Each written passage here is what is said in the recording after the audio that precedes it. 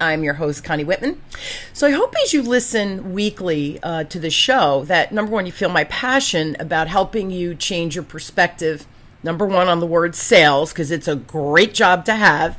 And really, it's about growing your business in general so you can clearly see what your successful future looks like. Now, by incorporating the little changes that my guests and I share on the show, I hope you'll be able to create a huge impact with building your client relationships, scaling your business, and ultimately growing your income, as well as creating the life that you desired. So if you're loving the show, please subscribe, whether you listen on Apple Podcasts or if you listen on, or if you watch on YouTube.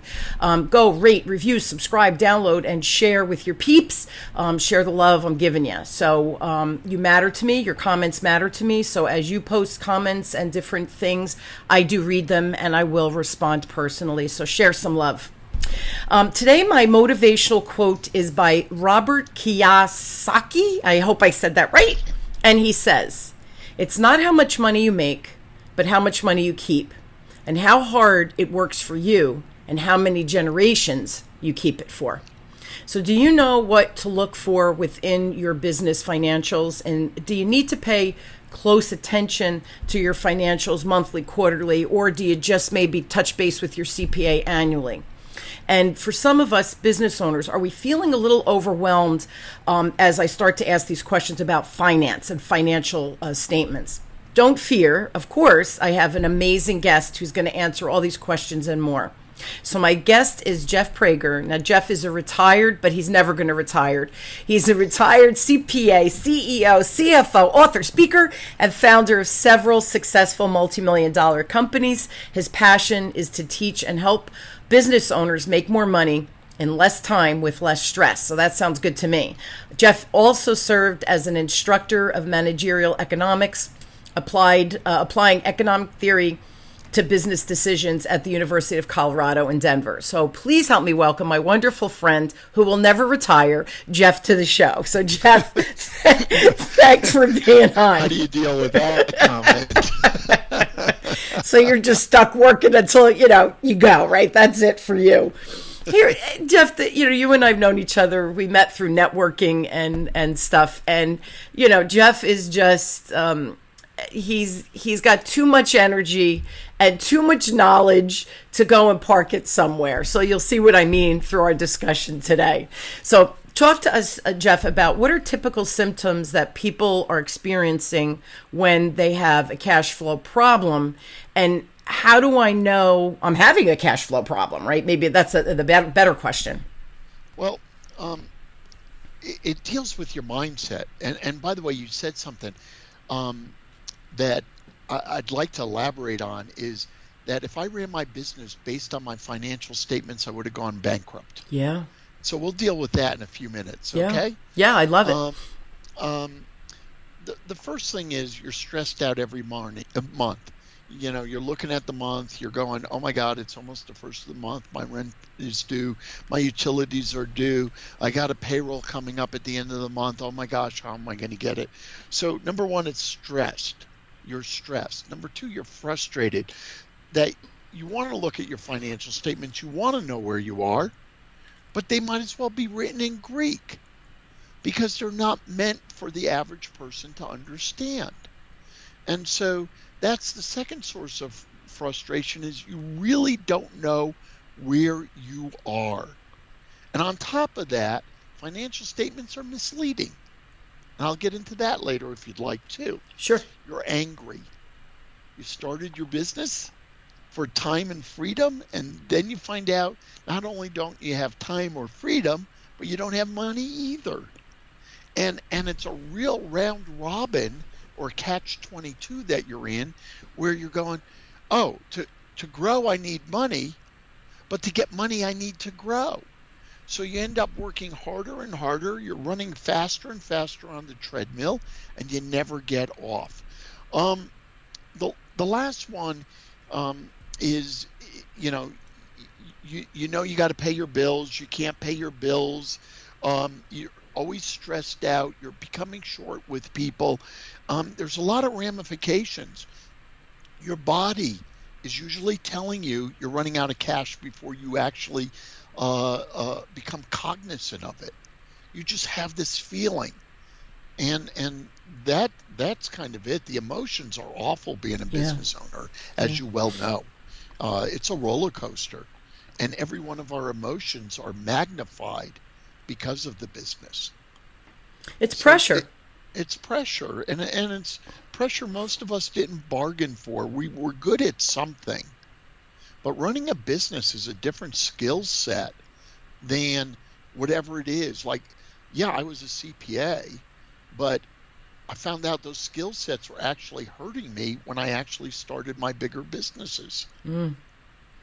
What are some of the common mistakes that people make when trying? Because this really what you just described is the cash flow, right? I don't have enough money at the end of the month or the beginning of the month to pay what I have to. It causes stress and all of the. Again, you're on that roller coaster ride. So, what are some of the common mistakes when you try to solve the cash flow problem?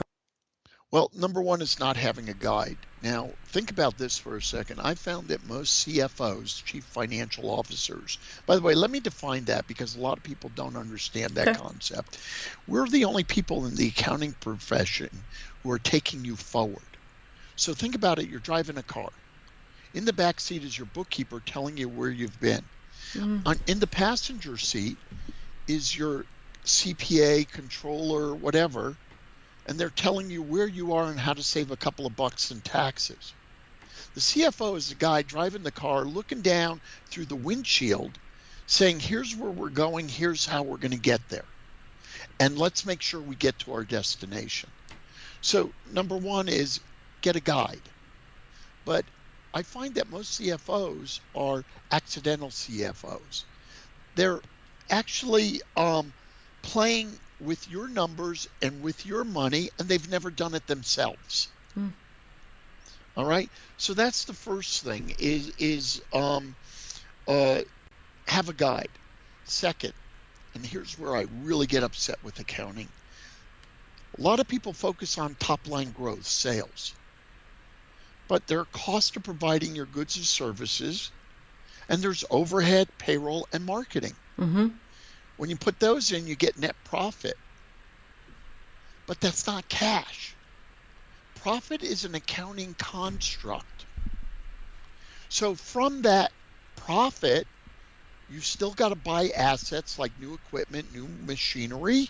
You've got to fund your receivables. You've got to fund your inventory. This isn't showing up in your P&L, profit and loss. You've got to pay back your debt. The interest shows up on your P&L, but not the principal. And of course, the most important thing is you've got to take out money for yourself. And so the P&L isn't helping you meet all your obligations. And so managing to top line or bottom line growth is not right. And the big companies figured it out. If you read SEC 10Ks and Qs and stuff, they talk about cash flow, but they haven't distilled that down to the average business person. Yeah, and it's not something that you learn, like, right, even I mean I have a finance degree and an MBA in finance, so I had accounting classes, but I didn't have, how to run a business class. I know now they have entrepreneurial majors and all that stuff, but when I was a kid, you had business. You had business management, or you had business marketing, and that was it. That were my choices, right? So how does cash flow management, what you're talking about, differ from that short term versus that long term, the financial statements, what they show? They're like a snapshot, right? Right. And obviously you want to know where your cash flow is today, Right. but you want to be able to project where it's going to be next week, next month, next year, and 5 years. Sure. Because a lot of people think there's a magic bullet in fixing your business. And this gets back to one of the common mistakes. Don't buy the next shining object. There is no one solution that will solve your problems. It's a series of solutions that you turn into a system. That's how you solve problems, and that takes time.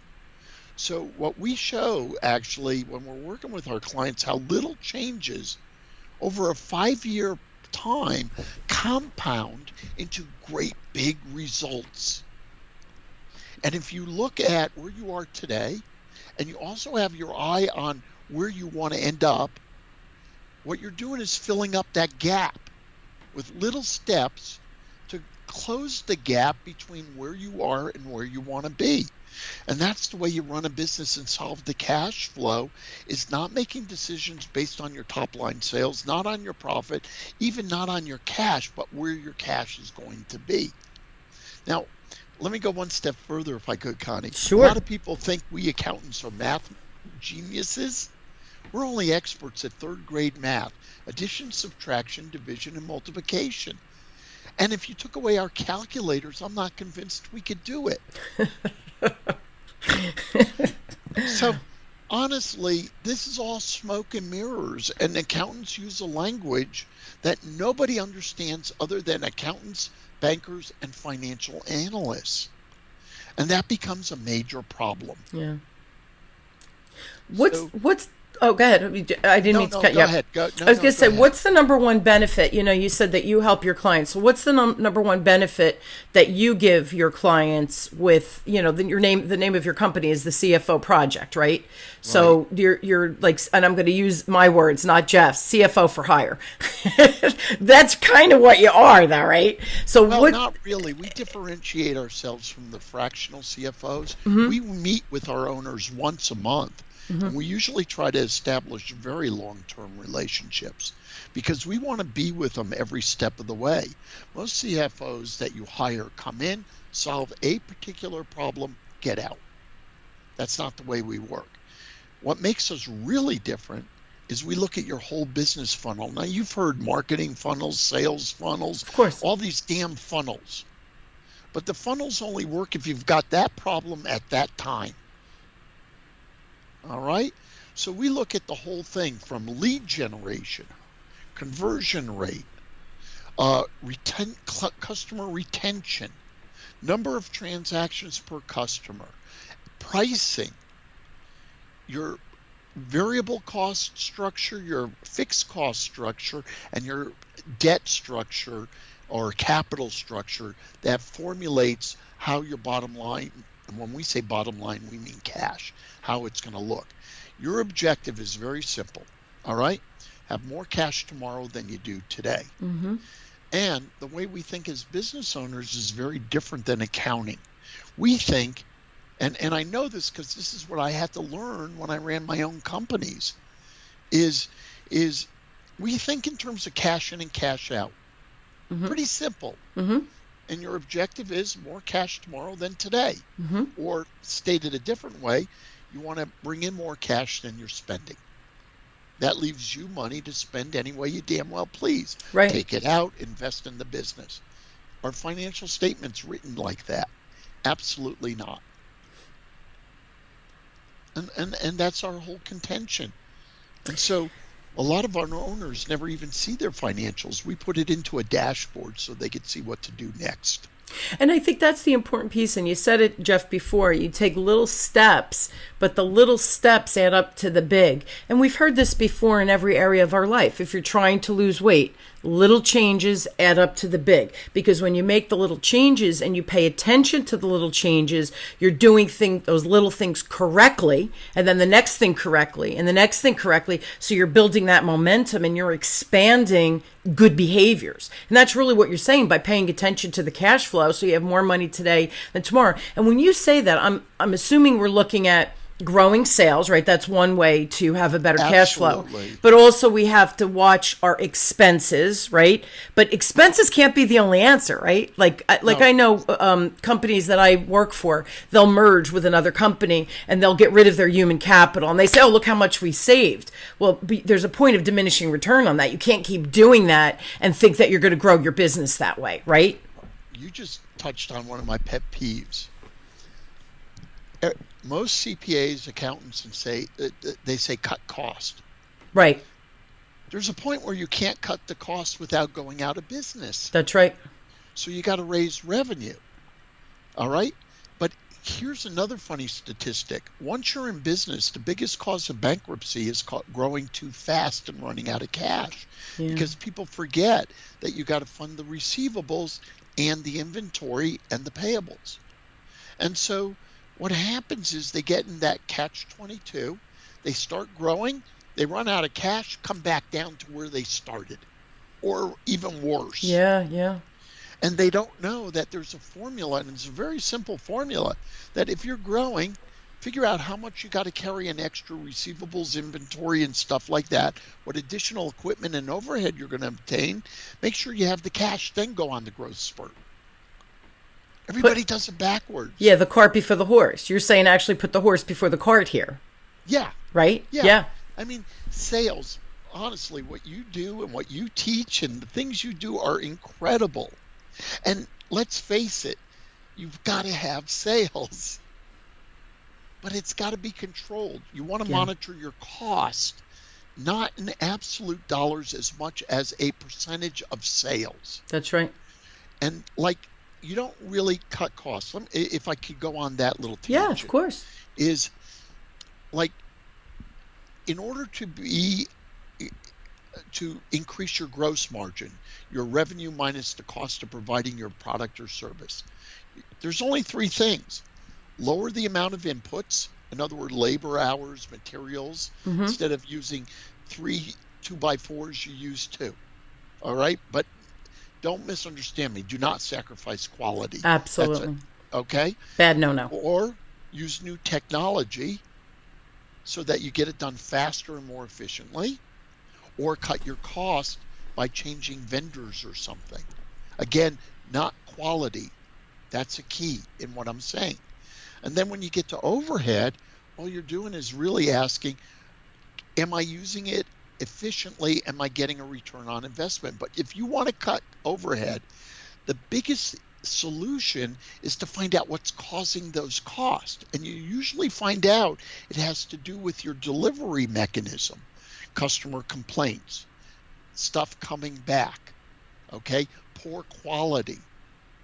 That's how you cut costs, is by developing better systems. Right.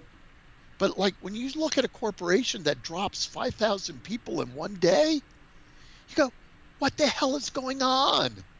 How could you be that inefficient? Yeah.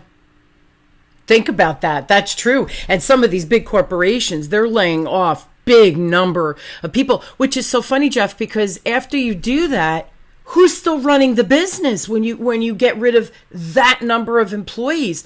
And that's where you hear people that are left behind. They're doing the job of 3 people. They're still getting paid what they were getting paid. They're working 12, 15-hour days, and then what ends up happening, they end up leaving anyway because they think this is for the birds. I can't keep up at this pace. The company's tagline is, we're all about our people. Yeah, it's crazy. And I know the people listening are going, yeah, I'm living through this. With COVID, we've had a lot of businesses fail. We've had a lot of people that had to lay off because they can't even make their rents and other things because of COVID. COVID's been serious. What impact, just off the side, but what impact has COVID had for your clients? Have you seen huge shifts in how you're helping them, or you kind of digging in and staying the course? What are you finding?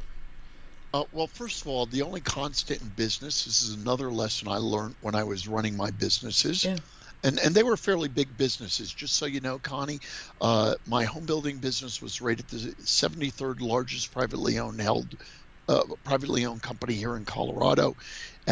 Within the home building business, we were the second largest privately owned company. So I don't want you, but we grew it from zero. Yeah.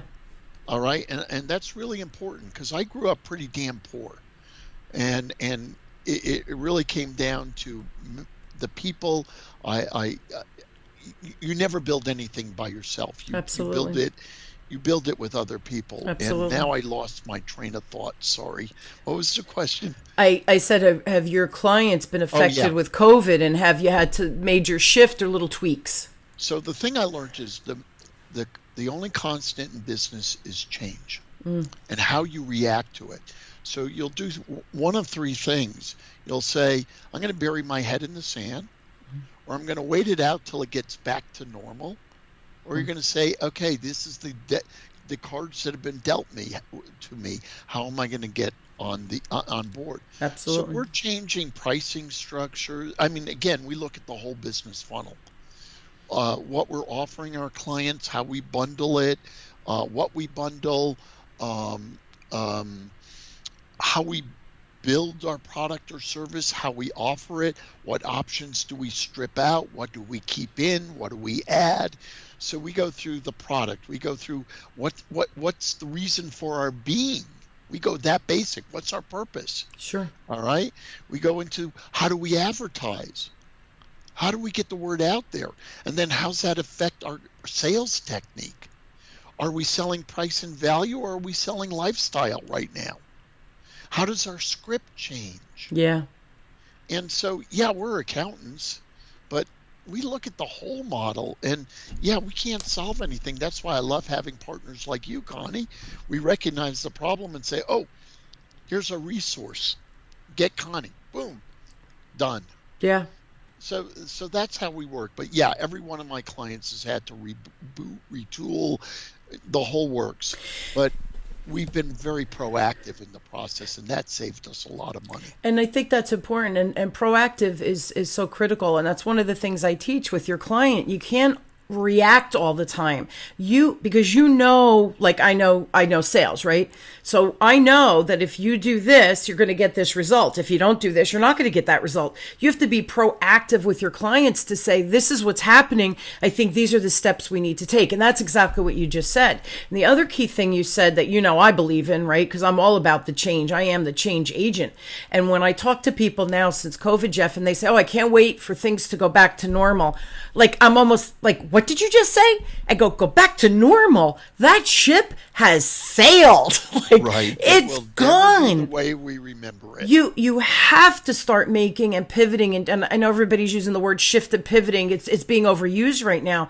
But if you think anything's going back to the way it was, businesses especially, you have to look at everything differently. I know I revamped my entire business model because of COVID. Otherwise, you're not going to survive. Right, exactly. And pivot gets back to the thing I said before. It's a series of little changes as opposed to one giant change. And that's what people kind of forget, is that Rome wasn't built in a day. What that saying really means is you've got to take time to do it in the proper sequence. That's right. And that takes time, money, and energy. Absolutely. But if you're not willing to do it, then stop your losses now. Get out of business. And here's an important thing, and I know you see this all the time too, because you deal with business owners. And listen, I was faulty of this up till a couple of years ago, right? Because you try to save money, and what would end up happening? Oh, I could do that. I'm smart. I can learn that. And you're afraid to give up whatever it is to spend the money. And the reality is, had I spent time doing what I do, which is teaching people how to sell and getting those new clients, so I could train more people, I have more income coming in, versus doing the WordPress on the back of my website, where it's generating, or your bookkeeping, or my bookkeeping, you name it, right, Jeff? So I could do that, but at what cost? And that's another thing. Business owners, we think we can do it all. You can't. And then that's why we need to hire the Jeffs and your partner, Adam, who I did a show with a few months ago. We need to hire the right people to help us achieve. And the other thing I love that you're saying, Jeff, too, is you really take that step back. And the word holistic keeps coming into my mind. I feel like you're a holistic practitioner of, okay, business owner, let's zoom out for a minute, kind of look at every moving part you have. And now let's zoom in and create the system that you need specifically based on whatever's going on in their industry, their market, whatever it is. I'm understanding that, right? That's exactly what you do. Zoom out, zoom in. That'd be a hell of a testimonial to say it just like you did. But yes, that's great. That's what I learned, is you've got to look at the 50,000 feet. You're the owner. That's right. You've got to see all the moving parts. You don't have to understand how the pistons in your engine work. That's right. You don't. You hire people. You hire somebody to repair your car. You hire people to do your plumbing, your electrical. Why? Because they're experts at it. And like I said earlier, every business that I built that got big, I did not do by myself. And I can't claim I got it big. I was one of the people that got it big. Absolutely. All right? All my big companies were not by me alone. Yeah, and that's an important point too. And you said it before that you and I met so that if your client, and here's the other thing, you have to build trust with people, right? So Right. and Adam is his partner, Adam Lean, and he and I did a show, a book. You guys just published the book, so we'll talk about that in a minute too. And Adam said to me, "Con, can we post the show to support the book?" I'm like, "Yeah, let's do it because I love what you guys are doing. I trust you. I believe in you, right? So yeah, of course I'll support you." And then I did a workshop and I said, "Adam, can you send out to your peeps? I'm trying to get a lot of people enrolled. I want people to understand, how we can navigate in this two-dimensional world of Zoom." And he's like, "Yeah, of course. You got to build people. You got to have people around you that you trust and that you admire." And I think that's an important component of the puzzle too. So build your network, guys, because maybe Jeff doesn't need, or a client doesn't need me today, but Jeff trusts me. He knows my integrity, my level of integrity, and what I deliver. You have to build that network, and when you have the need, the person's already there waiting in the sidelines. And that's another thing I've learned in the past couple of years, Jeff. That's how business is done. We have to keep building our network of people we trust. And that to me is the big piece of the puzzle, that trust factor. So, if I could, Yes, of course. as I'm getting older, time compresses. And what seemed like an eternity ago seems like now, at my age, just yesterday. And as I look back, and I've read lots of business books from various, if you will, decades, going back even to the early 1900s, I'm realizing nothing has changed. It's true. Nothing has changed. What you just said, Connie, is this is about relationships. Now, yes, you and I have never met in person. We've Nope. always done it through Zoom, Yep. right? Yep. But we've developed a relationship as though we had sat down in our living room and had coffee together. Absolutely, Or a 100%. stiff drink, Or a whichever you please. stiff drink. Come on, let's have a little fun, Jeff. Come on, dude. But even though the technology has changed and we're moving faster, It's we're true. not moving differently. It's true. Not moving differently. And yes, I mean, we all need support. We all need it. And if you're going to get support, don't cheap it out. And that's not even the right term. Find the people that are going to really support you and help you. Absolutely. And, Yeah. And It's, yeah. it's the like-minded. I have one more question for you because we're almost out of time. But what are you most excited about that? Because you had to pivot a little bit too with COVID, right? But what are you most excited about now that you're helping that you've shifted, or how you're seeing how you're really helping your clients today, the way the reality is today? Is there anything that jumps off the page for you? Yeah. So as you know, I retired 13 years ago, and I've been helping businesses thrive. Okay. Since then, because I love working, I learned so much from my clients. It's fun. Agree. So at any rate, I sold my last business a year ago, January. And 2 hours before we were leaving to the airport to go to Australia, where my daughter lives. And by the time we landed, I said, Judy, that's my wife, I got a new idea. I want to help 10,000 businesses be successful. So the pivot was, how do I make this accessible to many more businesses at an affordable rate? Yep. And that's what Adam and I figured out. So what am I excited about is my reach. I figured out how I could get to help more of you at a lower, really low cost. Absolutely. You can't hire CFOs for minutes for what we charge. I agree. It's nice. And it's cool. And that's what excites the hell out of me, So, Connie. and that's why I was laughing, because I started the show saying he's retired. He's never retiring. 2 hours. You were in the airplane. By the time you landed the airplane, you're like, I'm back. Come on. Here's the deal, though, and I do believe this, that you're still so vibrant, and you have all of this wealth of wonderful knowledge, and that you're right, time compresses right as we age. So that helping 10,000 businesses, because that's a legacy, right? That is your legacy of leaving behind. And I think that's important. But see, that's why you'll stay in business, because you're passionate about what you're doing. And I just want to share with everybody. So the website, you got it. A couple of things I just want to share with you with Jeff. Please check out the CFOproject.com. That's his website. If you have questions specifically and a little more Jeff in your life, everybody needs a little more Jeff in their life, go to his email at jeff@thecfoproject.com. And then Jeff has been so cool and gracious with my listeners and with you today that he's offering a free gift, and it's the CFOproject.com/moneybook. And that's the new book that you and Adam just published, right? In August or September. Yeah, September. It's not even 3 weeks old. Yeah, well, we're recording the show, guys. But yes, this is September 2020 is when they published the book. So the free gift is still available to you guys in the future. It's the CFOproject.com/moneybook. And again, it just share with everybody quickly what the book is about. Let's do that. Well, number one, we wrote it so you could read it in about an hour. But my kind of book. Well, yeah.